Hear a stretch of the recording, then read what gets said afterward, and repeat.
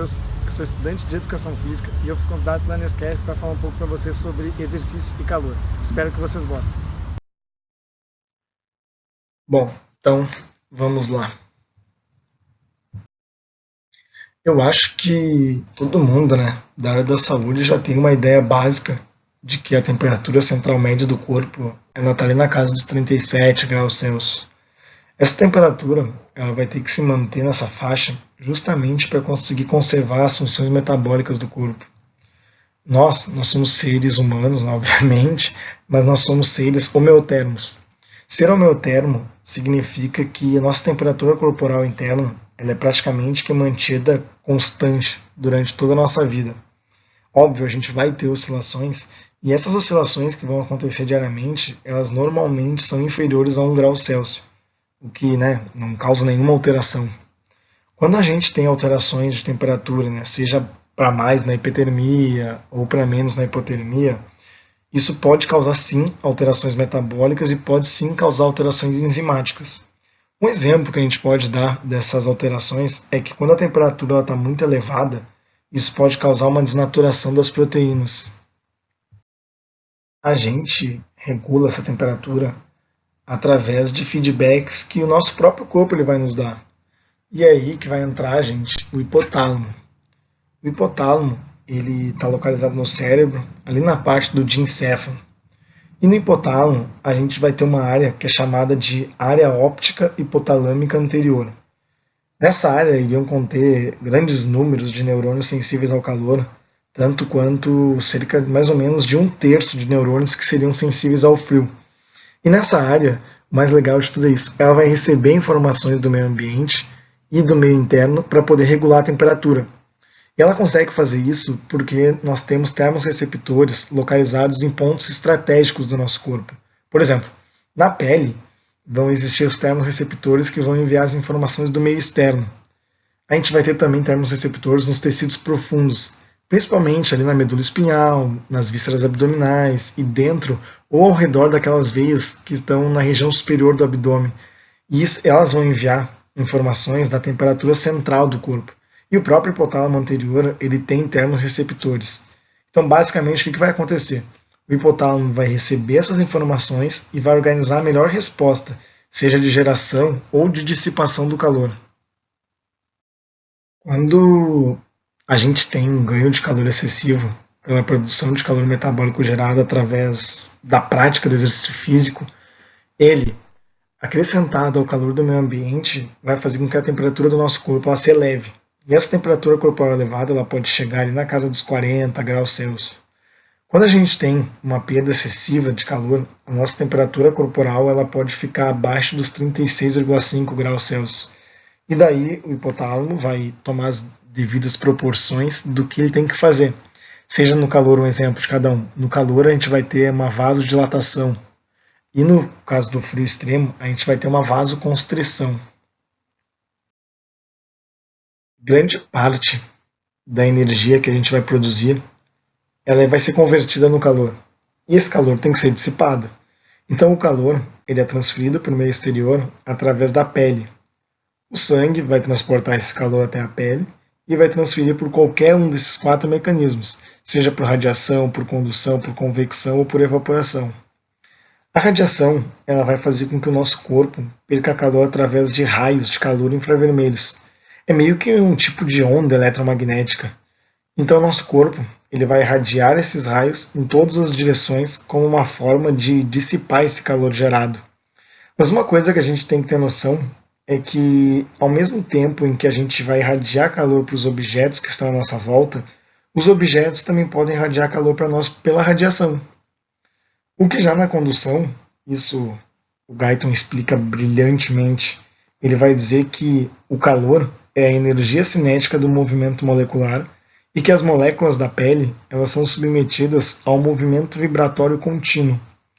Então, no caso da condução, ela vai ser explicada como uma transferência de calor através do contato molecular direto. Então, nesse caso, o calor ele pode ser conduzido para as nossas roupas, ele pode ser conduzido para o ar, que constantemente está em contato com a nossa pele. E aí que entra a convecção. Porque depois de conduzir o calor para o ar, esse calor ele vai ser removido pela convecção das correntes de ar. Esse ar que está em torno de nós, às vezes a gente esquece disso, mas ele está em constante movimentação. Então, quando ele passa sobre a nossa pele, ele vai retirar as moléculas de ar que foram aquecidas pelo próprio contato com a pele. E quanto maior o movimento do ar, maior a quantidade de remoção de calor. Um exemplo que a gente pode fazer, enfim, disso, um exemplo simples, é o ventilador. O ventilador faz com que o ar à nossa volta ele circule mais rápido. Então a camada de ar que estava adjacente à nossa pele, ela vai ser substituída por um ar novo com uma velocidade maior do que a normal, o que, no caso, facilitaria a remoção do calor. Só que aqui a gente tem um problema. Isso a gente está falando de um ambiente normal, estável, digamos assim, um ambiente que não seja muito quente. Porque quando o ambiente ele é muito quente, a combinação da condução e da convecção, elas fazem com que o nosso calor ganhe, ela faz com que o nosso corpo ganhe calor ao invés de remover. Portanto, assim, sempre que a temperatura da pele for superior à temperatura do ambiente, beleza, o calor pode ser eliminado pela irradiação, pela condução, enfim. O problema é quando a temperatura externa ela for superior à da pele. Porque ao invés de perder calor, a gente vai ganhar por esses mesmos meios já citados antes. Com isso, a única saída, a única alternativa, o único mecanismo que a gente vai ter que ser a evaporação. A evaporação ela vai representar mais ou menos ali 80% da perda de calor quando a gente se encontra ativos. Com isso, quando o líquido evapora, o calor vai ser perdido. Isso vai funcionar porque quando o suor atingir a pele, ele vai ser convertido do estado líquido para o de vapor, pelo próprio calor da pele. Então, na medida que a temperatura corporal aumenta, a evaporação acaba sendo mais importante. E assim, nesse vídeo, especificamente também nessa parte de perda de calor, eu não vou falar sobre a perda hídrica insensível. A perda hídrica insensível ela também é uma forma de remover calor. Só que assim, quando o corpo ele precisa perder mais calor ainda, esse mecanismo ele não é muito útil. Por isso que eu não vou entrar no mérito de falar dele aqui. A temperatura e a umidade, elas impõem naturalmente um estresse orgânico para o nosso corpo. Só que assim, quando a temperatura for elevada e a umidade for elevada, o estresse orgânico que elas vão gerar vai ser maior. Quando elas coadjuvarem com a atividade ou exercício físico, esse estresse orgânico então ele vai aumentar muito mais. Porque assim, o ar ele já contém muitas moléculas de água. Então quando a umidade ela for elevada, isso vai fazer com que haja uma diminuição da capacidade desse ar aceitar mais água, por conta da diminuição do gradiente de concentração. Por isso que assim, a umidade elevada ela impõe um estresse orgânico ainda maior, porque ela limita a evaporação do suor. E por consequência, se vai limitar a evaporação do suor, vai limitar a perda de calor. E com esse estresse orgânico elevado, duas demandas vão se interpor, que seria a dissipação do calor metabólico gerado, através daquelas 4 formas que a gente viu, e a manutenção da perfusão sanguínea muscular adequada. E é aí que nós temos um problema, principalmente para o sistema cardiovascular.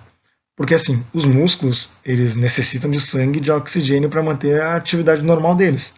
E a pele ela vai necessitar de sangue para facilitar a perda de calor para poder manter o corpo na nossa temperatura adequada. E aí o que acontece? Vai acontecer uma sobrecarga do sistema cardiovascular.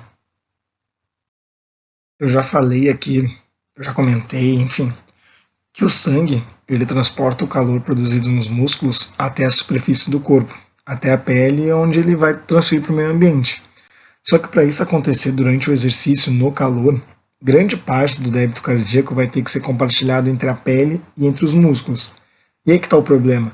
Porque assim, o volume sanguíneo, a gente sabe que ele é limitado. Então o aumento do fluxo para uma dessas áreas automaticamente vai diminuir para outra. Um dos exemplos, mais clássicos que a gente pode dar é a corrida. Porque assim, naturalmente, como toda atividade física, ela aumenta o fluxo sanguíneo e faz com que o corpo libere oxigênio para os músculos. Além disso, ela vai aumentar a produção metabólica de calor. Só que esse calor ele só pode ser dissipado se o fluxo sanguíneo cutâneo aumentar para poder levar o calor até a superfície corporal. Mas ele não tem como aumentar. porque os músculos estão recebendo todo o fluxo sanguíneo que eles precisam. E com isso, né, as demandas vão se interpor. Elas praticamente vão lutar pela sobrevivência, elas vão lutar por sangue, literalmente isso.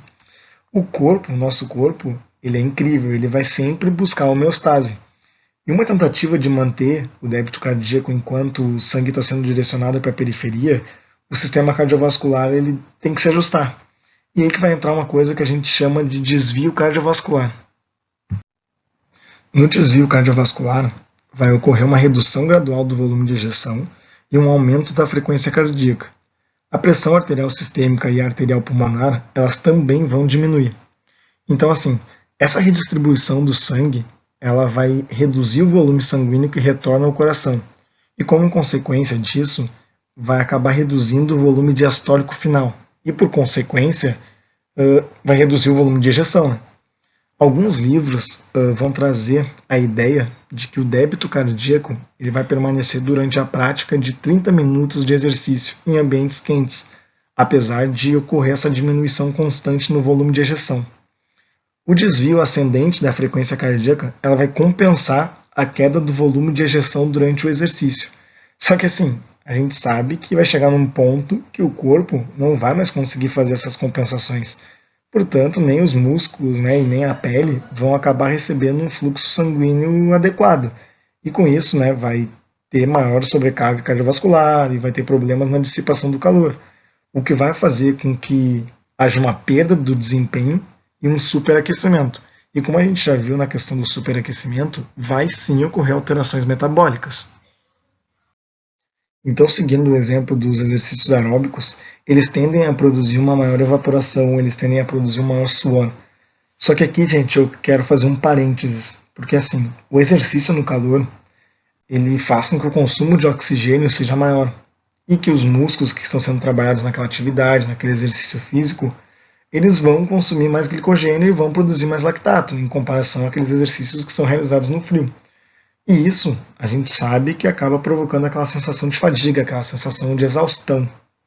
Mas voltando, referente à evaporação, ela acaba se tornando mais importante do que os outros 4 mecanismos quando a temperatura está mais alta, porque esse aumento da dependência da evaporação significa que nós vamos ter um aumento da demanda da própria transpiração.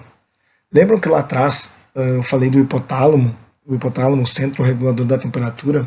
Então, as glândulas sudoríparas elas são controladas pelo estímulo do hipotálamo.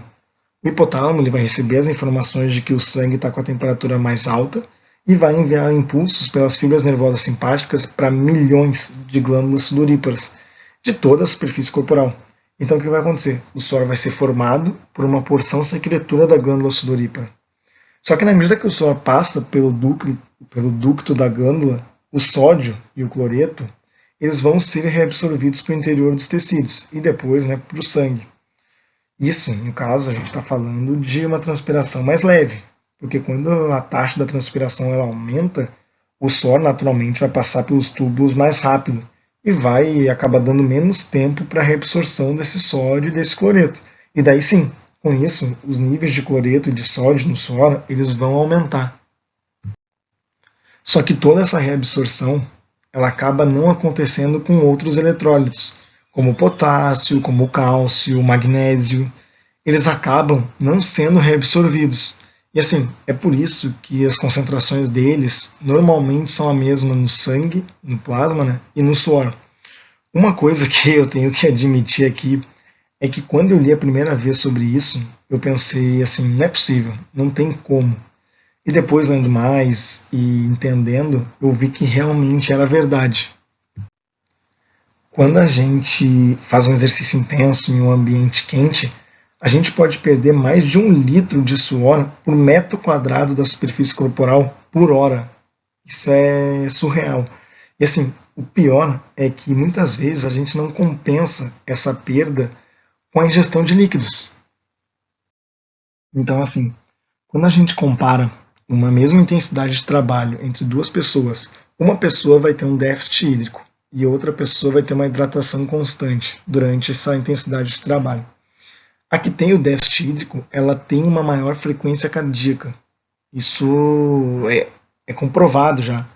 E assim, a água, ela representa mais ou menos 60% do peso corporal de uma pessoa. E uma perda de 9% a 12% dessa água do peso corporal total, ela pode sim levar a gente à morte. Eu botei aqui alguns benefícios da água, só para a gente entender. Assim, a água, ela facilita a dissipação do calor corporal que é gerado durante o exercício, e isso a gente viu em todo esse vídeo. Os eritrócitos, eles transportam oxigênio para os músculos ativos através do plasma sanguíneo. E esse plasma ele é praticamente constituído basicamente, né, de água. Os nutrientes, como a glicose, os ácidos graxos, os aminoácidos, eles são transportados para os músculos por meio do plasma sanguíneo. E como eu acabei de dizer, o plasma é constituído basicamente de água. Então, assim, gente, esses são uns poucos benefícios, né, da água, entre vários que ela tem. Só que, para resumir tudo isso que eu disse, não tem problema em treinar no frio, não tem problema em treinar no calor. Pode sim treinar no calor, pode sim treinar no frio. Só tome as devidas precauções, só tome os devidos cuidados. E assim, esse foi um pequeno pedaço, a ponta do iceberg, de tudo que compreende o exercício físico e o calor. Quem tiver mais dúvidas, eu vou deixar, né, as minhas redes sociais aí para a gente conversar. E novamente eu digo, isso aqui não é um pedaço comparado com o mundo infinito de possibilidades que tem e de explicações que tem o exercício físico e o calor. E eu agradeço muito para quem assistiu todo esse vídeo, eu agradeço muito pela oportunidade que a Nescaf me deu de falar um pouco sobre isso. Então, mais uma vez, muito obrigado. Como eu disse, essa é uma parte do que todo esse assunto ele engloba. Então eu vou deixar minhas redes sociais aqui caso vocês tenham alguma dúvida ou caso vocês queiram conversar sobre o assunto. E eu gostaria de agradecer muito à professora doutora Cláudia Funchal pelo convite. Muito obrigado.